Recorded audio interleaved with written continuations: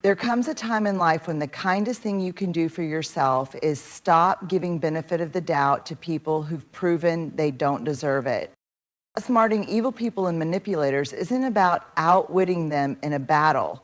It's about learning to protect your peace without losing your humanity. It's about rising above, not sinking beneath.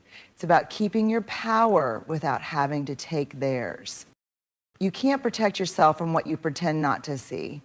And too often, especially for those of us raised to be polite, forgiving, and accommodating, we confuse kindness with blindness. But here's the truth. Awareness isn't negativity, it's maturity. It's the first and most important step in outsmarting anyone who seeks to manipulate, control, or harm you.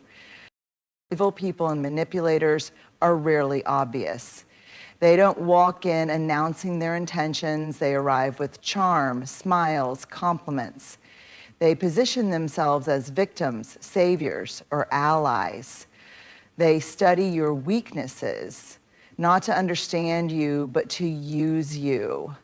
They thrive on your confusion. They get power not by overpowering you, but by making you second guess yourself. So awareness becomes your internal compass. It starts as a whisper in your gut. That didn't feel right. It's the tension in your shoulders after a conversation you can't quite explain. It's that recurring thought you dismiss, telling yourself, maybe I'm overreacting, maybe it's just me. But awareness means you stop silencing your instincts. You stop asking for permission to trust your own discomfort. You begin to name patterns instead of excusing them. You pay attention to repeated behavior, not isolated apologies. Evil and manipulation flourish in the dark corners of your self-doubt.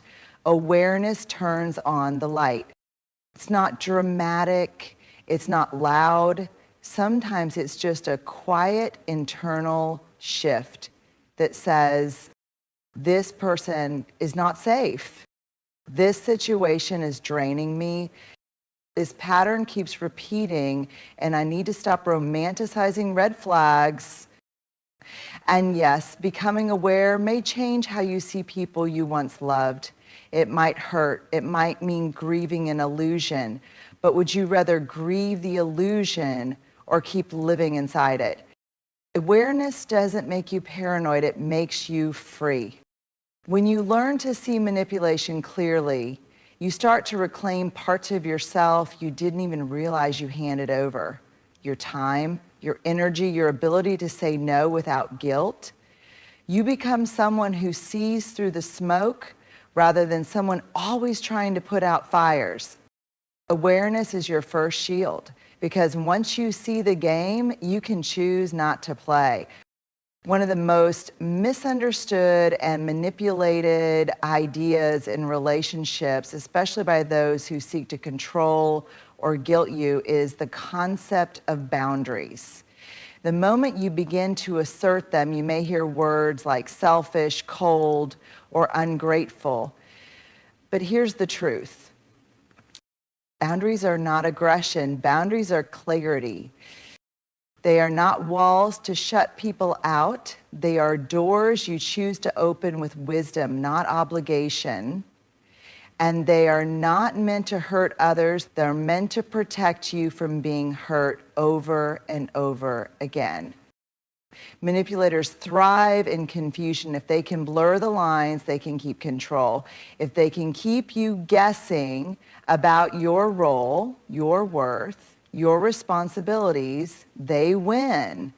That's why they dislike boundaries, because boundaries remove the fog. They turn the light on. They define what is okay and what is not okay. No more guessing, no more loopholes. Boundaries aren't ultimatums. They're not threats. They're not emotional power moves. They are self-respect in action. When you say, I won't be spoken to that way, I need time before I respond. I'm not available to fix that for you. This conversation is over for me now. You're not being cruel. You're being clear, and clarity scares people who benefit from your confusion. And yes, it's going to feel uncomfortable at first, especially if you've spent years being the peacekeeper, the fixer, the one who absorbs everyone else's mess just to keep the room calm. But silence is not peace. Suffering in silence is not noble. And constantly shrinking yourself to make others comfortable is not love. It's self-erasure. The most respectful relationships in your life will adjust to your boundaries with understanding, but the ones built on control, guilt, or dependency will rage, guilt trip, or even ghost you. Let them. That's not rejection. That's revelation. Boundaries are how you teach people who you are. And more importantly, boundaries are how you remind yourself who you are, especially when you've been made to forget. You don't need to over-explain them. You don't need to soften them with nervous laughter or apologies. A clear no can be loving.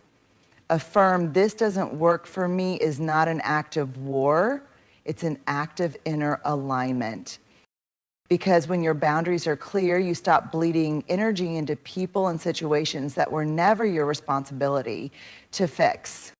So the next time someone calls your boundary aggressive, ask yourself, is it aggression or is it just the first time I've stopped letting them overstep me?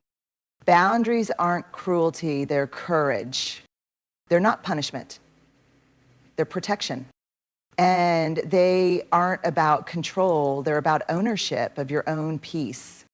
When you've been manipulated, lied to, gaslit, or deeply hurt, the most natural reaction is to want justice, to expose the liar, to match their energy, to hit back where it hurts. But here's the trap. The moment you fight dirty with the dirty, you've already stepped into their arena and they wrote the rules. Manipulators don't play fair. That's their whole strategy. And once you stoop to their level, once you retaliate out of spite, bitterness, or ego, you may win a battle, but you've already started to lose yourself.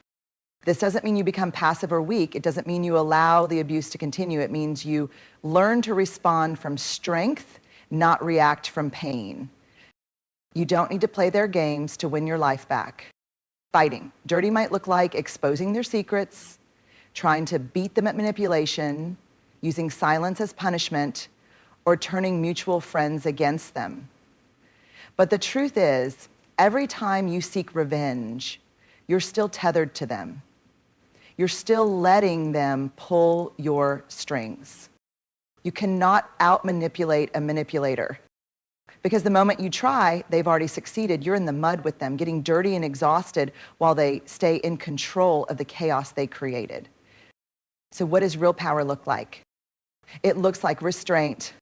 It looks like walking away without needing the last word. It looks like protecting your energy instead of spending it trying to make them see your worth. It looks like choosing peace over drama, even when your pride is screaming for a fight. Sometimes the greatest act of rebellion is not fighting at all, but thriving in silence. This doesn't mean you suppress your anger. Feel it, honor it, let it teach you, but don't let it shape you. Your healing is not a weapon. Your dignity is not for sale. Fighting dirty may feel good in the short term, but it will cost you clarity, peace, and often your own moral compass. And at the end of the day, you don't want to become like the people who tried to break you. You want to rise above, not sink beneath. Let them throw mud. Let them twist the truth. Let them perform for an audience. You don't need revenge when you have inner resolve. You don't need to win the argument when you've already reclaimed your life. Your greatest power lies not in matching their tactics, but in refusing to be moved by them at all. Stay rooted in your integrity. That's how you win. That's how you outsmart evil without becoming it. One of the hardest lessons, especially for empathetic people, is learning that feeling everything is not the same as healing everything. When dealing with manipulative or toxic individuals, emotional detachment can feel foreign, even wrong. But make no mistake, detachment is not cruelty, it's wisdom. Manipulators feed off reaction. They thrive on triggering you. Your guilt, your anger, your need to explain, to be liked, to be understood. The moment they get an emotional charge from you, they win. Not because they're right, but because they've drawn you back into the cycle. The truth is, many of us were conditioned to over-explain, to over-care, to stay connected at all costs, even when it's killing us quietly. Detachment isn't about becoming cold or heartless. It's about learning to put your emotions back in your own hands where they belong. It's about saying, I can see what you're doing, but I won't respond with chaos. I can hear your words, but I no longer absorb them as truth. I don't need to convince you of who I am. I just need to protect who I've become. There is a difference between disconnecting from someone's manipulation and disconnecting from your own humanity. Emotional detachment isn't shutting down. It's shutting off the access they once had to control you. It doesn't mean you stop feeling. It means you stop bleeding every time they speak. You begin to observe, not absorb. You begin to see the patterns without being pulled into the emotional quicksand of every word, every look, every silent treatment. And yes, it can feel harsh, especially if you've always been the understanding one, the one who texts back, who explains, who forgives before they even apologize. But ask yourself, how much of my emotional availability has been used against me? When you emotionally detach, you no longer negotiate with dysfunction. You don't argue to prove your worth. You don't plead with someone who's weaponizing your empathy. You step out of the emotional tug-of-war entirely. That's not cold. That's clarity. Because the moment you stop reacting, the manipulator loses their grip. They can't guilt you if you're no longer hooked. They can't provoke you if you've chosen peace. They can't rewrite your reality if you've stopped playing the role they wrote for you. And here's the deepest truth. You don't have to harden to protect yourself. You just have to stop leaking your energy into people who don't honor it. Emotional detachment is not a shutdown of the heart. It's an upgrade of self-respect. It says, I still have love in me, but I will no longer spend it on those who feed on my pain. I still feel deeply, but I now choose where those feelings go. I still care, just not at the expense of my sanity. Let them think you're cold. Let them say you've changed. Because emotional detachment isn't about them. It's about coming home to yourself without needing their permission to feel whole again. When you've been manipulated, gaslit, or wronged, your first instinct might be to win, to outtalk them, to outmaneuver them, to prove to everyone, maybe even to yourself, that you were right and they were wrong. That you're not crazy, not mean, not the villain they painted you to be. But here's the truth you learned with time and heartbreak. You don't win with a manipulator, you exit with your peace, your dignity, and your energy intact. Because manipulators aren't interested in resolution, they're interested in control. They don't want healing, they want your attention, your reaction, your participation in their game. And the more you try to prove your side, the deeper you're pulled into a conversation that was never designed to be fair. It's like trying to explain colors to someone who insists they're blind. You send paragraphs, they send blame. You open your heart, they rewrite history. Ask for honesty, they give you gaslight. And every time you engage, hoping to finally win, to finally be heard, understood, validated, you end up more drained, more confused, more defeated than before. That's not a coincidence. That's the system working exactly as they intended. So what's the alternative? You stop playing. You stop trying to win an argument with someone who needs to misunderstand you in order to keep their version of the story alive. You stop trying to change the narrative and start changing your direction. You shift your goal from winning them over to walking away whole. This is not weakness, this is strength. The kind of strength that says, I no longer need closure from chaos. I don't need to be right in your story to feel right in my own skin. I'd rather be free than be seen as good in the eyes of someone committed to misunderstanding me. And yes, this choice can feel like loss because for a long time, your nervous system was wired to fight, to fix, to prove. And walking away feels like surrender, like giving up. But it's not giving up, it's waking up. It's realizing that the biggest win isn't proving your point, it's protecting your peace. Because here's what they don't want you to know. Leaving quietly is louder than any argument. Peacefully walking away is more disruptive than any emotional reaction. And healing in silence is the ultimate rebellion. Don't waste another year trying to win a battle that only exists to exhaust you. The only victory that matters is this. You got out with your soul intact. You chose peace over war. You chose yourself. That's not defeat. That's deliverance. One of the most dangerous effects of manipulation is self-doubt. Over time, it chips away at your ability to trust your own experience. You start to second-guess what you saw, what you felt, what you heard. The facts get blurry. The truth becomes negotiable, and suddenly, you're no longer grounded in your reality. You're trapped in theirs. That's not a coincidence. That's by design. Manipulators are not just liars, they're illusionists. They will say whatever they need to say to confuse you, calm you, control you. They will spin stories, deny the undeniable, blame you for their behavior, and play the victim when you hold them accountable.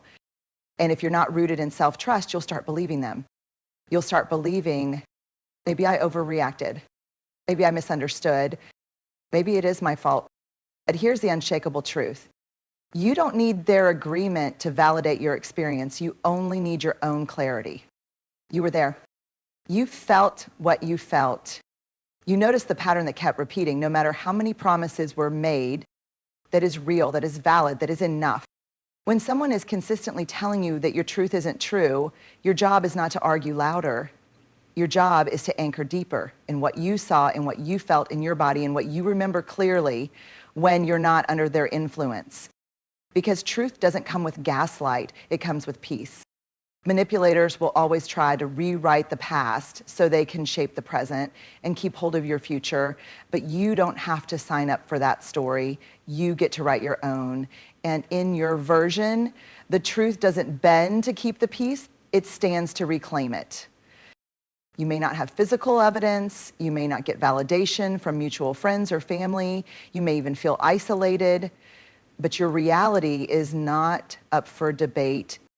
And when you stop looking to them to confirm what you already know, you take your power back. Let them call you dramatic. Let them say you're too sensitive. Let them pretend nothing happened. What they say doesn't matter. What you know will save you.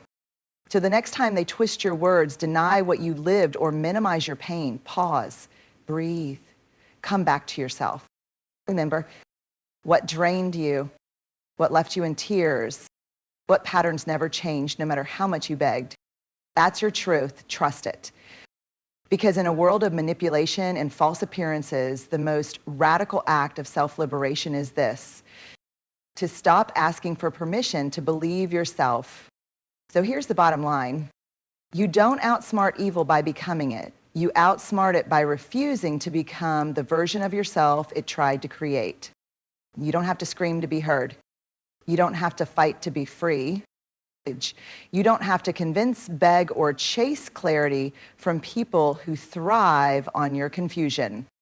Instead, you choose something quieter, but far more powerful. You choose awareness over denial, boundaries over people-pleasing, integrity over retaliation, detachment over drama, freedom over winning, self-trust over manipulation. This path isn't loud. It's not flashy. It won't make everyone clap for you, but it will make you whole.